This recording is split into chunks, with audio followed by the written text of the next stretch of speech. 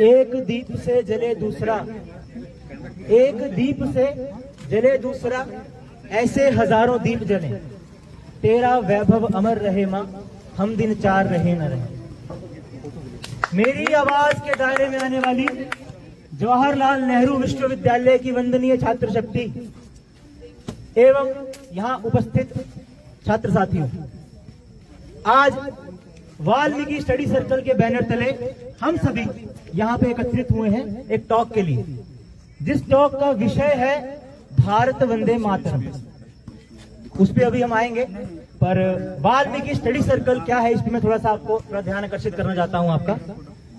2019 में Valmiki study circle की JNU में नींव रखी गई थी और इसका मुख्य उद्देश्य जो था वो यह था कि जेएनयू के भीतर भारत व वैश्विक स्तर के जो मुद्दे हैं उन पे भारतीय दृष्टिकोण से चर्चाएं खड़ी करना, भारतीय ज्ञान परंपराओं को आगे लाना और जो प्रचलित विमर्श है उसका भारतीयकरण करना। तो ऐसे कुछ उद्देश्यों को लेकर जो है वाल्मीकि स्टडी सर्कल का, वाल्मीकि अध्ययन मंडल का जो है वो स्थापना की गई थी और तब से लेकर हम ऐसे ऐसे कुछ ना कुछ कार्यक्रम लेते रहते हैं। और जैसा आपको पता ही है कि महर्षि वाल्मीकि के नाम पे इसका नाम है, तो जिन्होंने हमारे देश को उसका राष्ट्र काव्य दिया, रामायण दी, जो आज तक हमारे लिए एक जीवंत जो है मात्र वो एक मात्र पोएम नहीं है, ये लिटरेरी पीस नहीं है, it is a living reality in itself. तो उनको ही प्रेरणा मान के और उन्हीं को समर्पित जो है यह हमारा भारतीय ज्ञान परंपरा को समर्पित हमारा जो यह अध्ययन मंडल चलता है। मेरा नाम अर्जुन आनंद है और मैं वाल्मीकि अध्ययन मंडल का संयोजक हूं। तो आज की टॉक के लिए हमारे बीच हमारे मुख्य वक्ता शशांक तिवारी जी यहाँ पे हैं, तो मेरा शशांक तिवारी जी से आग्रह रहेगा कि कृपया वह मंच पे अपना स्थान ग्रहण करें।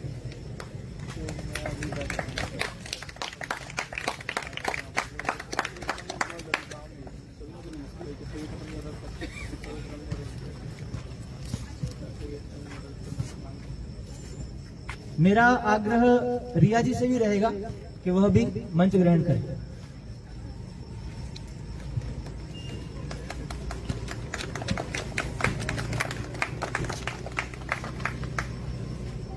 तो शशांक तिवारी जी का परिचय आप सबके सामने पहले रख दूं। शशांक तिवारी जी, आप मूलतः मऊ जनपद पूर्वी उत्तर प्रदेश के रहने वाले हैं। आपकी एमए की शिक्षा जेएनयू से हुई है, वह एमफिल और वर्तमान में पीएचडी आपकी डीयू से चल रही है। आप जाकिर हुसैन कॉलेज में अभी असिस्टेंट प्रोफेसर के पद पर कार्यरत हैं। साथ ही शोध जो आयाम है, एक शोध के आप राष्ट्रीय सह संयोजक का ऐसा आपका दायित्व है और हमें बहुत खुशी है। और प्रशांत जी का हम एक पहली बार ही अंत में तो होगा ही वोट ऑफ थैंक्स, पर आरंभ में ही धन्यवाद करते हैं कि आज जो कुछ भी हुआ उसके बाद भी भाई ने इतनी शांति से पूरा वैसा अभी भी यहाँ पे भाई साहब पूरा साथ देके हमारे बने हुए हैं और हौसला ही हमें दे रहे हैं, तो भाई का इसलिए स्टार्टिंग में ही धन्यवाद है पहले। और रिया जी जो है यह अभी चाइनीज में बीए थर्ड ईयर की छात्रा है और हमारी वर्तमान में इकाई की कार्यकारिणी की वाल्मीकि स्टडी सर्कल की सह संयोजिका है। तो कार्यक्रम शुरू करने से पहले भारत माता का स्वरूप क्या है, भारत माता को हम क्यों मानते हैं, ऐसा कुछ विचार जो है हमारे दिमाग में चला। तो चर्चा के जब बिंदु आए तो ऐसा निकला कि इसके ऊपर कुछ चर्चा शुरू होनी चाहिए कैंपस में। और भारत माता की जय तो सभी बोल देते हैं, पर क्यों बोलनी चाहिए भारत माता की जय? कौन है भारत माता? क्या वो मात्र कोई अवधारणा मात्र है? क्या वो कोई कंसेप्ट है बस? या वो हमारे लिए कुछ इससे बढ़कर कुछ है? या वो हमारे लिए जीवंत देवी स्वरूप है? तो ऐसे विचार को लेके जो है कुछ कार्यक्रमों की कड़ी जो है वो सोची गई। और पहला कार्यक्रम जो है वो 6 जुलाई को भवानी मंदिर, एक पैम्फलेट है श्री अरबिंदो की, एक राइटिंग है, उसकी चर्चा और पठन का कार्यक्रम था जो कि SL2 बिल्डिंग में हुआ। और उस कार्यक्रम में जो है वो थोड़ी कुछ परतें जो है वो खुली, कुछ सामने निकल के आया हमारा कि भारत माता क्या है, भारत माता का क्यों पूजा की जाती है और भारत माता का आगे जो है वो हमने काम कैसे करना है। तो उसी कड़ी में आगे यह कार्यक्रम Bharat Vande Mataram, a conversation on the living deity that is Bharat Mata, इसका आयोजन किया गया है। और इसी कार्यक्रम के निमित्त जो है वो शशांक तिवारी जी आज हमारे बीच हैं। रामनाथ झा सर का भी होना यहाँ पे तय हुआ था, पर कुछ व्यक्तिगत कारणों से वो नहीं आ पाए। तो शशांक तिवारी भैया से मेरा यह आग्रह रहेगा, कृपया मंच आपका है भाई। बहुत बहुत धन्यवाद, बहुत बहुत धन्यवाद अर्जुन जी। और अर्जुन जी ने मुझे माइक थमाते हुए बोला, ऐसे ही आवाज मेरी पहुंच रही होगी आप लोगों तक? ठीक है, माइक रख सकते हैं, माइक की कोई उतनी जरूरत है नहीं। वो लाइव जा रहा है इसलिए माइक। अच्छा, लाइव जा रहा है। हेलो हेलो, ठीक है ठीक है।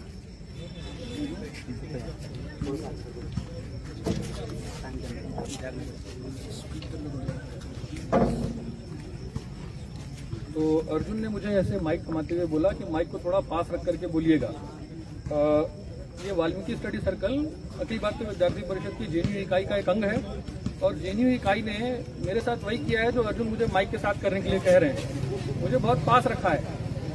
मैं इसी इकाई का कार्यकर्ता रहा हूँ, इसी कैंपस में, यही माही मांडवी हॉस्टल में मैं रहा करता था, और उस समय इस तरीके की टॉक्स को आयोजित करने में जिस तरीके से हमारे बंधु लगे हुए हैं, इसी तरीके से मैं भी वहाँ पे पीछे खड़ा होकर के सुना करता था, और उससे जो कुछ भी मैं सीख पाया हूँ उसी को आज आप लोगों से साझा करने के लिए आप लोगों के साथ मैं उपस्थित हूँ।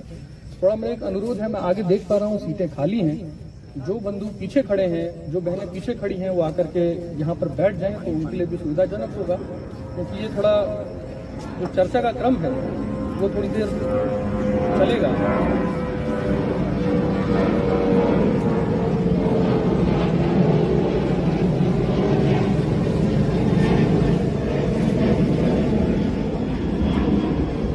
मूलतः एक चर्चा है, और चर्चा में दो बहुत ही महत्वपूर्ण अवयव होते हैं, दो बहुत ही महत्वपूर्ण उसके कंपोनेंट्स होते हैं जिससे किसी चर्चा का संचालन होता है। एक चीज होती है तर्क, दूसरी है प्रमाण। तो तर्क और प्रमाण, इन्हीं दो आधारों पर हम लोग की आज सारी बात होने वाली है। अब तर्क के विषय में अगर हम बात करें तो क्या आपको लगता है कि इस समय हम एक ऐसे माहौल में हैं जहां तर्क को कोई वरीयता मिल रही है? तर्क के ऊपर शक्ति प्रभावी हो चुकी है इस समाज में। इस समय ऐसे लोग जिनके पास अपनी बातों को रखने के लिए पर्याप्त तर्क नहीं है, वो तलवार का सहारा ले रहे हैं। सबसे पहली बधाई तो आप लोगों को अपने आप को इसलिए देनी चाहिए कि आप इस माहौल में भी तर्क के माध्यम से अपनी बात को रखने का प्रयास कर रहे हैं। आप तलवार के बजाय तर्क का आश्रय ले रहे हैं। आपका समाज का यही संस्कार है। आपका समाज तर्क से संचालित होने वाला समाज है। आपका समाज तर्क के आधार पर अपनी विजय और पराजय को मान करके और उसे आत्मसात करने वाला समाज है। दूसरी बात है प्रमाण की। तो सत्य क्या है और असत्य क्या है, ये चीज हमेशा प्रमाणों के ऊपर आधारित होती है, हमेशा एविडेंसेस के ऊपर आधारित होती है। और यदि कोई उस प्रमाण की ही पृष्ठभूमि को परिवर्तित कर दे तो सत्य असत्य दिखने लगता है और असत्य सत्य दिखने लगता है। भारत माता के स्वरूप की जब हम चर्चा कर रहे हैं तो हम लोग को उन प्रमाणों के विषय में अपनी चर्चा शुरू करनी चाहिए जिन प्रमाणों के आधार पर भारत को हम माता मानते हैं, और जो भारत को माता नहीं मानते हैं उनके क्या प्रमाण हैं और वो किन प्रमाणों के आश्रय के आधार पर अपनी बात कहते हैं, हमको वहां से अपनी चर्चा शुरू करनी चाहिए। उनके और हमारे विचार में विभेद तर्क के स्तर पे नहीं है, प्रमाणों के स्तर पर है। तो इससे पहले कि मैं सीधे बात करना शुरू करूं कि भारत माता का स्वरूप क्या है, मैं एक बार आप लोगों से पूछना चाहता हूं कि वाल्मीकि स्टडी सर्कल ने इस कार्यक्रम के लिए एक पर्चा वितरित किया था। मुझे उम्मीद है कि आप में से कई सारे लोगों ने उस पर्चे को पढ़ा होगा। क्या मैं एक बार आप लोगों से पूछ सकता हूँ किसने किसने उस पर्चे को पढ़ा है? आप लोगों के बीच में थोड़ा हाथ पूरा उठाएंगे तो मुझे अंदाजा लग पाएगा। अगर वो आप पर्चा पढ़ करके आए होते तो हम वहां से, जिस स्तर पे वो पर्चा लेकर के छोड़ता है, वहां से हम आगे अपनी बात को शुरू करते हैं। लेकिन कोई बात नहीं, हम अपनी बात को शून्य से ही शुरू करेंगे कि भारत जो है वो हमारे लिए माता है, और ऐसा एक वर्ग है जो कि अकादमिक जगत में, मीडिया जगत में और तथाकथित बौद्धिक जगत में बहुत ही प्रभावी रहा है, भारत में भी विदेश में भी, जो सामान्यतः ये मानता रहा है कि किसी भी देश को माता तो माना ही नहीं जा सकता। देश तो जो है वो एक भौतिक टुकड़े के अलावा और कुछ नहीं हो सकता, उसको तो लोग बसाते हैं। तो ये जो परिवर्तन, ये जो भेद है, इस भेद को समझने के लिए हमको दर्शन में जाना पड़ेगा, हमको फिलॉसफी में जाना पड़ेगा। हमको ये जानना पड़ेगा कि पश्चिम में एक कॉन्सेप्ट है एंथ्रोपोसीन। जो लोग भी यहाँ पे दर्शन के या राजनीति विज्ञान के छात्र होंगे या बहुत सारे ऐसे लोग भी जो नेचुरल साइंसेस के स्टूडेंट होंगे बट उनकी दर्शन के अध्ययन में रुचि होगी, उनको एंथ्रोपोसीन के बारे में पता होगा। एंथ्रोपोसीन का मतलब है मानव केंद्रीयता।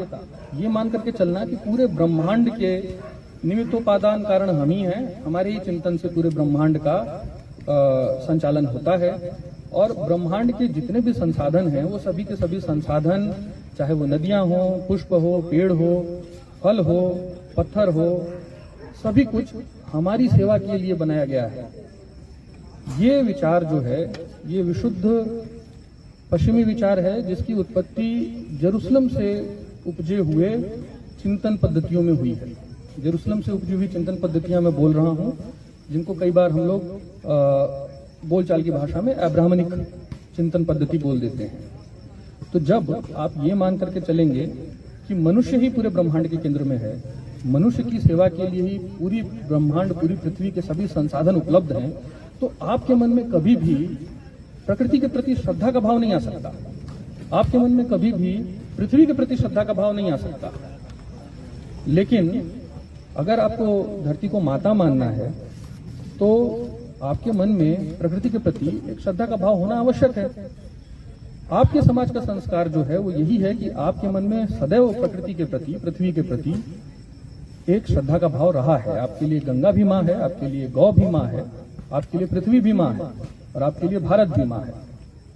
तो ये संस्कारों का विभेद है जो एंथ्रोपोसीन के दर्शन से निकल करके आता है।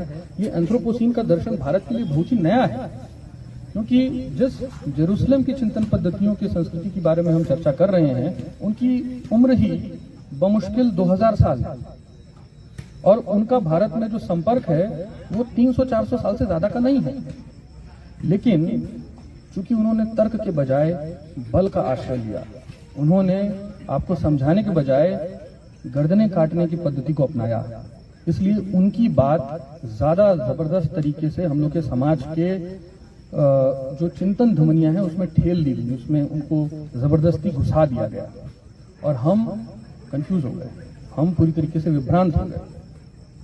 तो सबसे पहली बात तो ये है कि हमको इस एंथ्रोपोसीन के दर्शन को अपनी दृष्टि से निकाल करके फेंक देने की आवश्यकता है। हम 1947 में जब इस स्थिति में आ गए कि हम अपने शिक्षण व्यवस्था को, अपनी चिंतन पद्धति को अपनी भूमि के संस्कार के आधार पर बना सकते थे, उस समय हमसे एक गलती हुई। आप लोगों ने डिस्कवरी ऑफ इंडिया अगर पढ़ी हो, आप लोगों ने अगर एक एनसीईआरटी में 10वीं क्लास में भारत माता कौन है नाम का एक जवाहरलाल नेहरू का लिखा हुआ चैप्टर अगर आप लोगों ने पढ़ा हो, या जेएनयू के ही हिंदी विभाग के पूर्व शिक्षक पुरुषोत्तम दास अग्रवाल की किताब थी भारत माता कौन है, जवाहरलाल नेहरू की डिस्कवरी ऑफ इंडिया पर आधारित, ये पुस्तक में से कोई ना कोई लिटरेचर आप लोगों ने कभी न कभी देखा होगा। अगर आपने देखा है तो मैं बताता हूं कि उसका कंटेंट क्या है। उसमें जवाहरलाल नेहरू ने लिखा है कि वो देश के अलग अलग राज्यों में रैलियों में भाषण देने के लिए जाते हैं। 1946-47 के समय की बात है। तो वहां पे उनके जयकार के पहले और उनकी पार्टी के जयकार के पहले लोग भारत माता की जय के नारे लगाते हैं। तो हरियाणा का एक दृष्टांत उन्होंने उसमें लिखा है कि हरियाणा में मैं गया और वहां पर मैंने पूछा कि आप लोग ये जो भारत माता की जय के नारे लगा रहे हैं, क्या आप जानते हैं भारत माता कौन है? क्या आपने भारत माता को देखा है? क्या आपने भारत माता से बात की है? आपने क्या कभी उनसे मुलाकात की है? क्या आपने कभी उनको सुना है? इस तरह के उन्होंने प्रश्न पूछे। अब एक चीज बताइए कि वो जो भी प्रश्न पूछ रहे हैं उनके उत्तर भौतिक धरातल से दिए जा सकते हैं या फिर जो आपके अंदर नॉन एंथ्रोपोसीन संस्कार है उसके धरातल पे दिए जा सकते हैं। जो भी प्रश्न उन्होंने किए हैं उन सबका प्रश्न जो है वो ये है कि मटेरियल एक्सप्रेशन होना चाहिए जिसको आप भारत माता बोल रहे हैं, तभी आप उसका उत्तर दे पाएंगे। तो निश्चित सी बात है उनको इसके उत्तर नहीं मिले। उसी में एक हरियाणवी युवक आगे निकल करके आया और उसने बोला कि ऐसा है पंडित जी, ये धरती हमारी माँ है और हम इसी को भारत माता बोलते हैं। लेकिन जवाहरलाल नेहरू ने वहां पर ये जाकर के बोला कि क्या केवल हरियाणा की धरती, क्या उस समय हरियाणा नाम नहीं था, पूर्वी पंजाब बोलते थे उसे, उसकी धरती, या केवल इस गांव की धरती, या पूरे देश की धरती? तो उसने बोला हम अपने पूरे देश की धरती को माँ बोलते हैं। तो जवाहरलाल नेहरू ने पूछा कि ठीक है, अगर आप अपने पूरे देश की धरती को माँ बोलते हैं तो देश की सीमा के उस पार की धरती को माँ क्यों नहीं बोलते हैं? तो अब वो युवक फंस चुका था, क्योंकि उससे जो व्यक्ति बात कर रहा है वो भारत का प्रधानमंत्री है और वो इंग्लैंड से पढ़ा हुआ है और वो पंडित जी बोला जाता है, यानी कि एक तरीके से आपके समाज में जो सबसे शिक्षित लोग हैं उनके लिए इस तरीके की बातों का, इस तरीके की उपाधियों का प्रयोग करने की परंपरा रही है। तो उसके साथ ये होता है कि वो दब जाता है और प्रधानमंत्री उसको ये चीज समझाते हैं कि भारत जो है वो भूमि नहीं है, वो नदी पर्वत पहाड़ ये सब चीजें नहीं है। भारत यानी कि भारत के लोग, और जब आप भारत माता की जय बोलते हैं तो आप अपनी जय बोलते हैं। तो धीरे धीरे भारत माता की जय का जो नारा था उसके साथ जो सैक्रेडनेस जुड़ी हुई थी, उसके साथ जो पवित्रता का भाव जुड़ा हुआ था, उसको उन्होंने एक एंथ्रोपोसीन दर्शन के आधार पर दबा दिया, यानी मानव केंद्रित बना दिया उसे। मनुष्य और प्रकृति के संबंध के विषय में यहाँ पे कोई चर्चा ही नहीं है उनके द्वारा जो भारत माता की परिभाषा दी गई है। वहां पर केवल मनुष्य ही और मनुष्य है। मैंने आप लोगों को बताया कि ये अब्राह्मणिक चिंतन पद्धति का असर है जो हम लोग को जवाहरलाल नेहरू की राइटिंग्स में बिल्कुल साफ साफ दिखाई देता है। और उनके द्वारा लिखने के बाद जो पूरा उनका फॉलोअरशिप रहा है उसमें भी ये दर्शन दिखाई देता है। यही लोग हमारे देश के नीति नियंता बने, इन लोगों ने ही अपनी पॉलिसीज बनाई, अपने एजुकेशन करिकुलम डिजाइन किए, अपने मीडिया इंडस्ट्री में बैठ करके क्या चीज पॉलिटिकली करेक्ट है, क्या चीज इनकरेक्ट है, ये भी तय किया। और इसका नतीजा ये है कि आज हम लोग को दोबारा इस बात पे चिंतन करना पड़ रहा है कि भारत माता कौन है, भारत माता का स्वरूप माता के रूप में हम कैसे स्वीकार कर रहे हैं। ये प्रश्न हम सभी लोगों के मन में आ जा रहा है। तो सबसे पहली बात तो ये थी कि एंथ्रोपोसीन के दर्शन की वजह से ये चीज आई है। और दूसरी बात ये है, ये मानव केंद्रीयता जो है, जो हम लोग को देखने के लिए मिल रही है, जिसको हम एंथ्रोपोसीन का दर्शन बोल रहे हैं, इससे जब हम विमुक्त होंगे तभी हम लोग को भारत को माता के रूप में देखने के धरातल पर पहुंचने की सुविधा होगी। दूसरी चीज क्या है, एक सेंस ऑफ सेक्रेडनेस हमारे समाज के संस्कार के साथ हमेशा से मौजूद रहा है। जो आपके देश के भूभाग जो पर्यावरणीय दृष्टि से बहुत ही अधिक संवेदनशील है, उनको बचाने के लिए और उनको एक विशेष स्थान देने के लिए आपके समाज के पूर्वजों ने उनको देवभूमि का दर्जा दिया है। देखिए, जितने भी पर्वतीय प्रदेश हैं भारत में, सबको हम देवभूमि बोलते हैं। जितनी भी महत्वपूर्ण नदियां हैं आपके देश में, उन सबको हम माँ का दर्जा देते हैं। दक्षिण भारत में कावेरी को भी माँ बोलते हैं, उत्तर भारत में गंगा को माँ बोलते हैं, गोदावरी को माँ बोलते हैं। सभी नदियां हमारे लिए माँ का दर्जा हासिल करती हैं। हमारे लिए धरती माँ का दर्जा हासिल करती है। हमारे यहाँ परंपरा है कि सुबह धरती पर पैर रखने से पहले लोग धरती का स्पर्श करते हैं, चरण स्पर्श करते हैं। तो इस परंपरा के देश में जो भी चीज हमारे लिए बहुत महत्वपूर्ण है उसको हम एक सैक्रेडनेस का दर्जा देते हैं, उसके साथ हम एक पवित्रता के भाव को जोड़ करके देखते हैं। इससे उसका बहुत अधिक संरक्षण होता है। जब आप लोगों ने पिछले महीने देखा होगा कि लोग गए केदारनाथ की यात्रा करने के लिए। केदारनाथ की यात्रा एक तीर्थ के रूप में की जाती है, लेकिन आजकल एक परंपरा ऐसी भी चल पड़ी है कि वो एक फैशन और एक एडवेंचर टूरिज्म के रूप में भी देखा जा रहा है। वहां पर भीड़ इकट्ठा हो गई, वहां पर इतनी संख्या में लोग आ गए कि वो पवित्रता के भाव से आए हों नहीं आए हों, ये प्रश्न उठाया जा सकता है। वो किस भाव से गए हैं वो प्रश्न बिल्कुल हम सभी लोग उठा सकते हैं। तो उससे क्या हुआ कि जो सेक्रेडनेस का सेंस हमने देवभूमि करके हिमाचल के साथ और उत्तराखंड के साथ जोड़ रखा है, वो सेंस खत्म हो गया।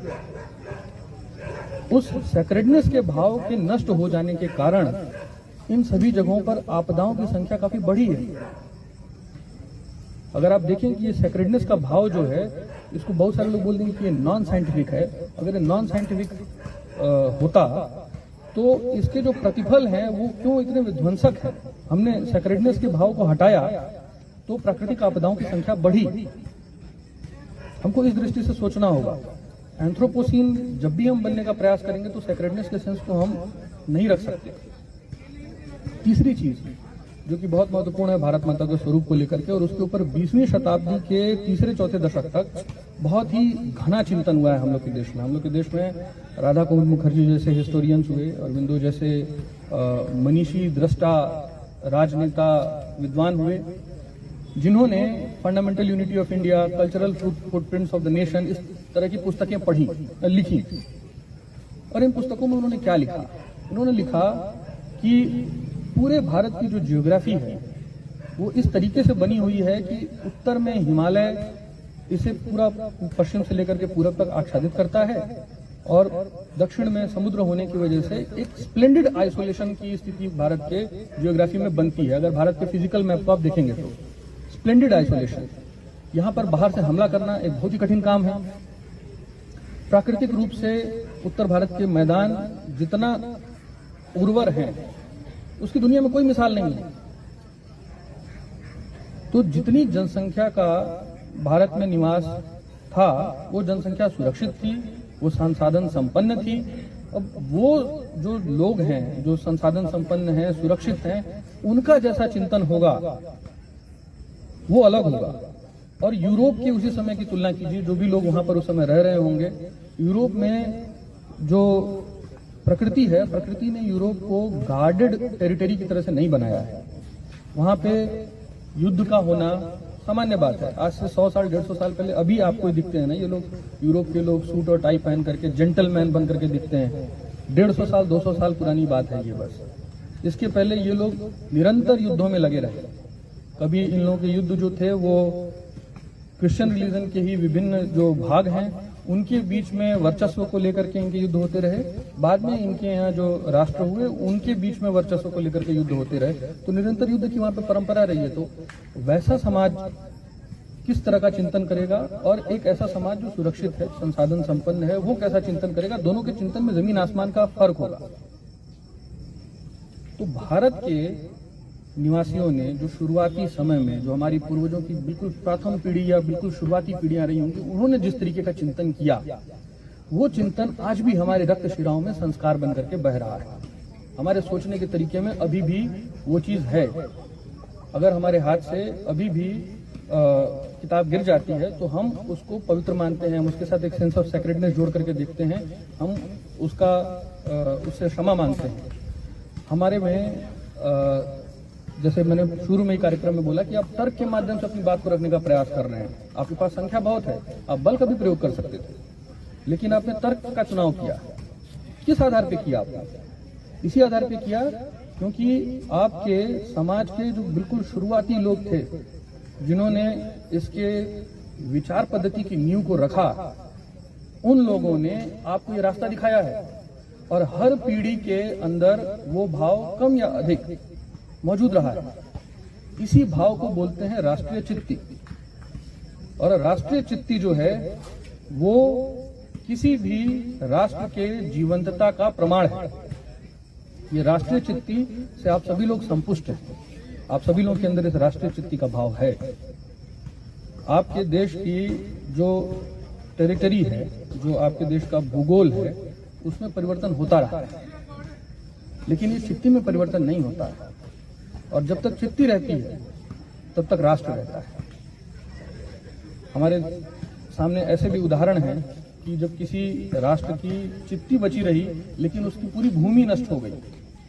जैसे द्वितीय विश्व युद्ध के दौरान आप लोगों को पता होगा पूरे फ्रांस पर 1939 से लेके 40 से लेके 1945 तक जर्मनी का कब्जा था। लेकिन उसके बावजूद भी जब जर्मनी की पराजय हुई तो फ्रांस ने वापस आकर के अपने राष्ट्र को पुनर्स्थापित किया। लगभग 2000 वर्षों तक जो यहूदी लोग थे उनके पास अपने राष्ट्र के लिए भूमि नहीं थी। वो देश दुनिया के दूसरे देशों में जाकर के रिफ्यूजी की तरह से रह रहे थे। लेकिन 1948 में उनको जब परिस्थिति अनुकूल दिखी तो उन्होंने अपने बल का प्रयोग करके वहां पर अपने राज्य को पुनर्स्थापित किया।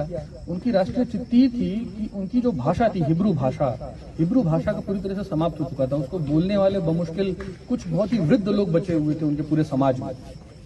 लेकिन उन्होंने उन 100-150 लोगों को इकट्ठा करके उनसे बैठ करके जो शब्दों के कोश बनाए, जो व्याकरण के नियमों को दोबारा समझा, उन्होंने एक मरी हुई भाषा को पुनर्जीवित किया। क्योंकि हिब्रू उनके लिए पवित्र भाषा थी, उनके लिए उसके साथ एक सेंस ऑफ सेक्रेडनेस जुड़ा हुआ था, एक पवित्रता का भाव जुड़ा हुआ था। ये क्या है? ये पवित्रता का भाव जो उनके साथ उनकी भाषा का जुड़ाव था, उनके साथ जो इजराइल की भूमि को लेकर के पवित्रता के भाव का जुड़ाव था, ये उनकी राष्ट्रीय चित्ती के मानक हैं। इसी प्रकार से आपकी राष्ट्रीय चित्ती के जो मानक हैं उसके बारे में आपको जानना और उसके प्रति जागरूक रहना बहुत महत्वपूर्ण है। आपकी राष्ट्रीय चित्ती के मानकों को अगर बिल्कुल खुले भाव से ऐसे बोला जाए, जिसमें कुछ भी कॉम्प्लेक्स तरीके से नहीं बल्कि बहुत ही सरल तरीके से रखने का प्रयास किया जाए, तो हम अरविंदो घोष की वाणी की बात कर सकते हैं। उनका ये कहना है कि भारत के जो 4 कोनों पर 4 धाम बने हुए हैं और 108 शक्ति पीठों का जो समुच्चय भूमि है वही भारत है। वो भारत की सेक्रेट ज्योग्राफी है। वो भारत के चित्ती का निर्माण जिस क्षेत्र में हुआ है उसकी वो भूमि है। और भले ही आज आपके देश का विभाजन होने के बाद उसमें कई सारे देश बन गए हैं, उसी सेक्रेट ज्योग्राफी में कई सारे देश हैं, परंतु पूरी तरह से स्पिरिट का अंत नहीं हुआ है। जैसे बांग्लादेश की राजधानी है ढाका। ढाका का नाम ढाका किस कारण से पड़ा है? वहां पे ढाकेश्वरी देवी का मंदिर है, अभी भी टूटी फूटी अवस्था में है, लेकिन मंदिर है। उस देवी के मंदिर के नाम पे उस जगह का नाम ढाकेश्वरी ढाका पड़ा है। अभी भी पाकिस्तान के सबसे पश्चिमी क्षेत्र बलूचिस्तान में नानी देवी का मंदिर है, जिसमें अभी आप लोगों ने कुछ दिन पहले देखा होगा, पिछली नवरात्रों में वहां पे नवरात्र की उन लोगों ने मेले को भी आयोजित किया था। भले ही उसमें 100 लोग थे, लेकिन पाकिस्तान में भी उन्होंने उस स्पिरिट को जिंदा रखा है। उनको मालूम है कि वो इसी सेक्रेट ज्योग्राफी का भाग हैं, जिस सेक्रेट ज्योग्राफी के हम सब लोग यहाँ पर भाग हैं और जिसके विषय में आज हम यहाँ पर चर्चा कर रहे हैं। तो 3 मूल संबंध होते हैं किसी भी समाज के लिए, 3 मूल संबंध। उन्हीं 3 मूल संबंधों के आधार पर सारी के सारी सामाजिक दर्शन का निर्माण होता है। वो 3 मूल संबंध होते हैं: मनुष्य और मनुष्य के बीच का संबंध, मनुष्य और समाज के बीच का संबंध, और मनुष्य और प्रकृति के बीच का संबंध। ये 3 संबंध होते हैं। जितने भी तरीके के हम संगठन बनाते हैं, जितने भी तरीके के हम एसोसिएशंस और आइडियाज प्रोड्यूस करते हैं, सॉलिडारिटी के आइडियाज प्रोड्यूस करते हैं, वो इन्हीं 3 संबंधों के ऊपर काम करते हैं। कुछ एसोसिएशन ऐसे होते हैं जो केवल व्यक्ति से व्यक्ति के संबंध के विषय में चर्चा करते हैं, तो वो उनको हम कई बार इंटरेस्ट ग्रुप बोलते हैं, उनको प्रेशर ग्रुप बोलते हैं। लोगों का समूह बना करके वो दबाव बनाने का प्रयास करते हैं। दूसरे एक तरीके के होते हैं जो मनुष्य और समाज के बीच के संबंध के विषय में बात करते हैं। तो मनुष्य और समाज के बीच के संबंध में जो बात करने वाले लोग हैं वो कई बार मजहब या रिलीजन का फॉर्म ले लेते हैं। मनुष्य और समाज, समाज से संचालित होता है मनुष्य का व्यवहार और मनुष्य समाज का हिस्सा है, इस प्रकार के चिंतन पे वो चलते हैं। वो सभी के सभी ये दोनों स्तर के जो एसोसिएशंस हैं वो एंथ्रोपोसीन नेचर के हैं। इसमें मनुष्य तक ही बात सीमित है। लेकिन आप उस एकमात्र ऐसे समाज से आते हैं, पूरे विश्व के एकमात्र ऐसे समाज से आते हैं जिसने तीनों स्तरों पर चिंतन किया है। उसने मनुष्य और मनुष्य, फिर मनुष्य और समाज और प्रकृति, इसके विषय में भी चिंतन किया है। तभी उसके अंदर अपनी नदी को, अपने पर्वत को, अपनी भूमि को पवित्र मानने का एक भाव है। जो कार्य वो करता है उस कार्य के प्रति श्रद्धा रखने का संस्कार है। इसी वजह से आप एकमात्र ऐसे समाज हैं पूरी दुनिया में जो अपने राष्ट्र को माता बोलते हैं। जो एकमात्र ऐसे समाज हैं जो आप भारत के लिए माता शब्द का प्रयोग करते हैं, क्योंकि आप अपने आप को प्रकृति के प्रतिद्वंदी के रूप में नहीं देखते हैं जैसे पश्चिमी समाज में होता है। आप ये चीज बताइए कि जब भारत में अंग्रेज नहीं आए थे तो ये माउंट एवरेस्ट दुनिया की सबसे ऊंची चोटी है और इसका फतह करना चाहिए, इस तरह का भाव आप लोगों के मन में क्यों नहीं आया? जो औपनिवेशिक शक्तियां थी उनके मन में ऐसा क्यों आया कि ये दुनिया की सबसे ऊंची चोटी है तो इसका हमको फतह कर लेना चाहिए? हम क्यों इसके ऊपर पहुंच करके हम क्या करेंगे, इसकी क्या उपयोगिता है? कोई उपयोगिता नहीं है, लेकिन फिर भी हम जाएंगे क्योंकि हम मनुष्य हैं और मनुष्य प्रकृति को चुनौती के रूप में देखता है। उनका मनुष्य, उनका एंथ्रोपोसीन की जो फिलॉसफी है, it sees nature as a challenge. So if it is a challenge, it has to be conquered. So उसके ऊपर उनको कब्जा करना है, उस पर जीत हासिल करनी है। आपके समाज में इस तरह की सोच नहीं रही है। आप प्रकृति को अपनी माता के रूप में देखते हैं। आप देखते हैं कि जिस तरीके से एक बच्चा अपनी माँ के आंचल में होता है, वैसे ही आप प्रकृति के आंचल में हैं। आप प्रकृति का सम्मान करने के संस्कार के साथ पैदा हुए लोग हैं। आपके पूर्वजों ने, आपके परिवार ने आपको यही सिखाया है। आपकी इस दृष्टि को बाधित करने के जो प्रयास हुए हैं वो पिछले 300-400 वर्षों में ही हुए हैं। वो आपकी शिक्षा के माध्यम से हुए हैं, आपके